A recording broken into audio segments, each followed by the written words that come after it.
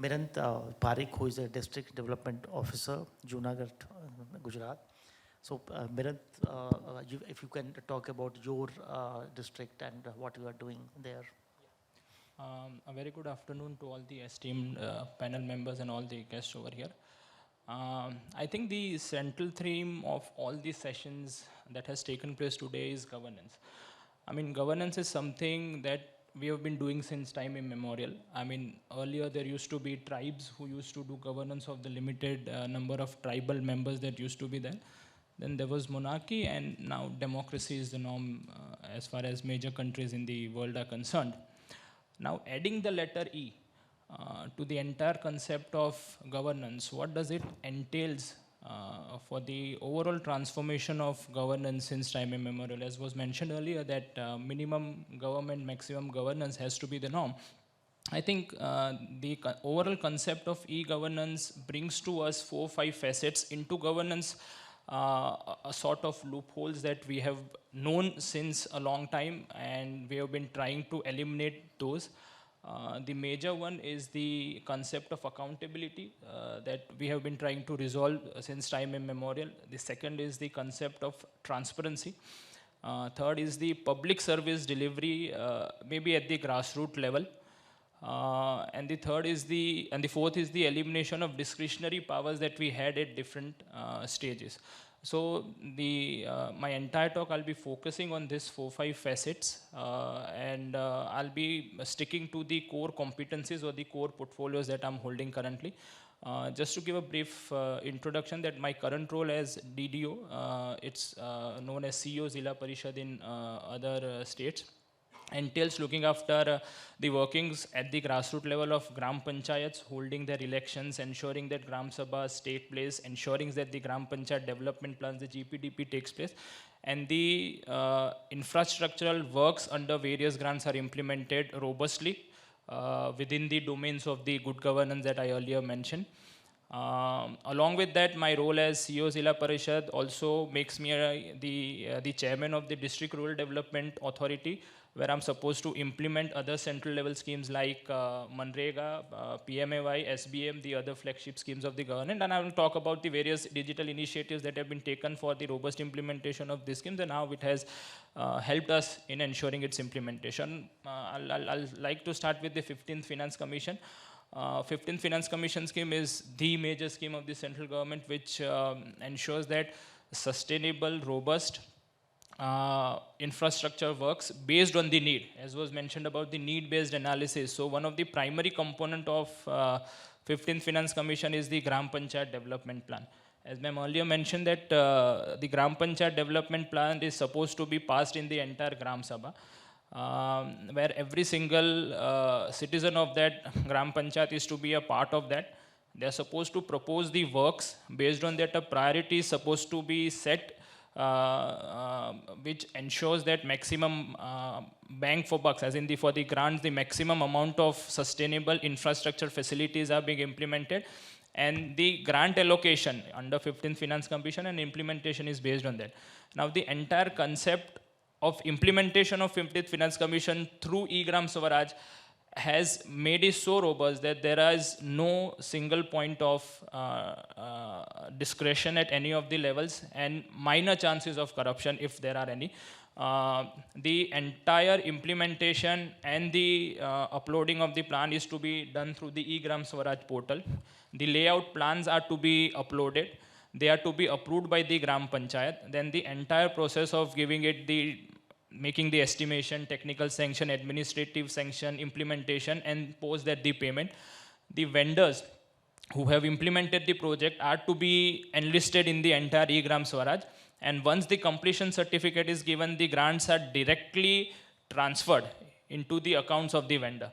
So there is no discretion as far as the district level, taluka level, or the sarpanch level is concerned. There are many instances where there are issues of corruption at the grassroots level or the village level. So the entire implementation and the rollout of the 15th Finance Commission works through e-Gram Swaraj is something that has made it very robust. Accountability has been set. There is transparency. Everyone can see where the grant is moving, how things are getting implemented, and very narrow discretion as far as things are concerned. As far as the second thing about the Rural Development Authority is concerned, the schemes like Manrega, PMAY, the entire process starting from the first installment, the second installment, the third installment, tagging of assets, transferring money through the FTO, the fund transfer orders, by ensuring that the assets are geotagged. So the earlier instances where all the three installments used to be passed without the generation of the Awas or half constructed Awas has been more or less eliminated. So as did I mention in e-gram Swaraj, the similar process is more or less happening in the other rural development schemes like Manrega, PMAY. In Manrega, attendance of workers through NMMS, visit of site through area officer apps. These are multiple additional supplementary digital initiatives which have been embedded in the entire ecosystem. Now, as we all know that governance and especially the evolution of technology is a never-ending process. It has to go on. It's the norm. You cannot stop it. You know, as was said, you cannot stop the idea whose time has come. So you cannot stop this particular thing. It has to go on. Our duty should be to ensure that it is introduced seamlessly. Privacy and the usage of data through the means of legislation, which is logical, and there are no ambiguities, should be the norm.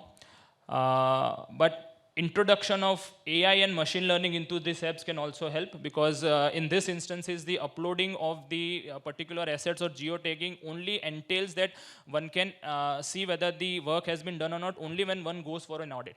So introduction of artificial intelligence can ensure that the layout plan which was uploaded earlier in the final asset, do they match? If they don't, then the payment doesn't get checked in the app itself. So these are the further courses of action that we can take up as far as these apps are concerned. One of the interesting things that we have been implementing in Gujarat is something that I want to share with the esteemed panel members and the group members over here. We have the concept of the e-gram centers. Now, under the BBNL scheme, we have the optical fiber cables at almost every single gram panchayat. So we have this nodal points at every gram panchayat. Well, almost 95 to 96% of basic delivery of services which used to happen either at the block level or the district level earlier can be provided directly at the e-gram centers. Now, we have the village computer entrepreneurs who are manning those e-gram centers. So it creates a employment opportunity for a youth. The VC is supposed to be a local resident of the village. It works on an MOU that for a particular delivery of service he is supposed to charge 20 rupees. 12 would go to his account, 8 will go to the Gram Panchayat in his own swabundle or the internal account. So creating a sustainable accounting system where both the Gram Panchayat earns a revenue and simultaneously a VC can set the learning for himself. To tell you or give you an example about how lucrative this can turn out to be, to specifically dissemination or delivery of services in terms of the Pradhan Mantri Ayushman card, as well as the e-Shram and the e-Nirman card. Those are the flagship schemes of the central government is currently taking place. The state government has provided an incentive of 15 rupees per card directly to the VC. Now, supposedly, if we take an average population of 3,000, if a VC takes out 500 e-Shram cards in a month, he has an income of 7,500, which is a very comparably high salary as far as in the rural setting is. People are getting. Government is paying them. So similar goes on for other schemes as well. These are the normal flagship schemes which you do it in a mission mode. Along with that, the income certificate, the Sat Bar or the land records, those are provided earlier, which a person has to go to the block level. Those are provided at the Gram Panchayat level. So we are creating a self-sustaining model at the Gram Panchayat level through the e-Gram centers. We are also trying to make it self-sustaining. Under 15th Finance Commission, we have taken up installation of 3 kilowatt solar panels atop the. So earlier there used to be problems about electrical connection, because of the non-payment of dues. So we are creating it to be a self-sustaining model through installation of solar panels. So those will be units in itself, an Atmanirbhar unit in themselves. One of the major benefits of the governance or the e-governance models or the implementation of digital initiatives that we usually miss, and which has been highlighted by our Honorable Prime Minister, is the ease of living that we are bringing. I mean, the kind of convenience that we are getting. In a village, when someone is working on a daily basis, imagine his plight. He has to incur expenditure going to the block level, come back, has to take a loss of that one particular day's wage. He can do it at the Gram Panchayat level. So we are ensuring ease of living, we are ensuring convenience, and one of the other factors is the sustainability. I mean, supposedly if in a single day 500 applicants used to go to the block level or the district level, they won't be going. So there'll be saving of petrol, diesel, and other things that create pollution. So these are small impacts, but if you accumulate across the country, this can save a lot of forex reserves as well. This can also be helpful to the climate, as well as the pollution levels can be brought down through this particular initiatives. Along with that, I'll quickly let the panel know about the initiatives across other branches of district panchayats. We have a TACO app by the state government in the health department, where everything starting from pregnancy to birth to a person gaining any other diseases to the NCDs, everything is recorded in that particular app. So a medical history of sorts can be recorded through that particular app, and access of that history by that particular patient to a doctor can be very useful in gaining the medical history of that particular person, and hence helpful to the medical practitioner to do a robust diagnosis. Along with that, we have an iCareut app for farmers, where various governmental benefits as far as interest subvention is concerned, giving subsidies for tractors, other farm equipment is concerned, is done through a draw. So a person can apply at the e-gram center for this particular benefits. Then there are a certain slot that 1200 farmers are to be given benefits. Then a draw happens, and those 1200 farmers are selected through an algorithm, thus ensuring that there are no discretion in the entire system. Along with that, currently we have taken up e-Sarkar project. In Gujarat, the revenue file movement is more or less online currently. So we have the RCMS system, Integrated Revenue Court Management System, and IORS system for revenue. E-Sarkar is the similar process for the panchayat file delivery. So currently scanning work and other works are currently going on. By that, there'll be complete movement of files only through the digital movement, thus ensuring that we can have a complete understanding of where the file is pending. There is no miss of a file in a particular office, and a time-bound manner and clearance of file happens. Along with that, we have the GEM procurement currently happening, where everything is to be procured through GEM, thus ensuring that there are no biases. Along with that, there are multiple things currently happening in Panchayat in terms of HR management. We have the Sathi app, where your leave application, everything is to be done online. We have the Aadhaar base or the face recognition through attendance system. So the earlier instances of officers not going to the office can also be curtailed.